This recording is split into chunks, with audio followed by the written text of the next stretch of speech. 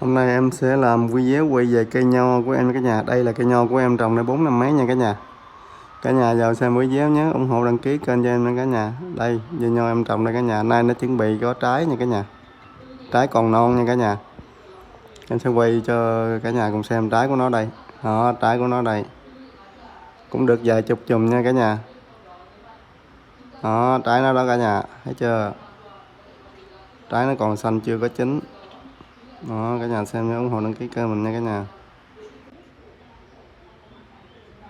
Trái cũng nhiều nha cả nhà. Đây cả nhà xem trái của nó đây. Nho miền Nam, nho xứ nóng nha cả nhà.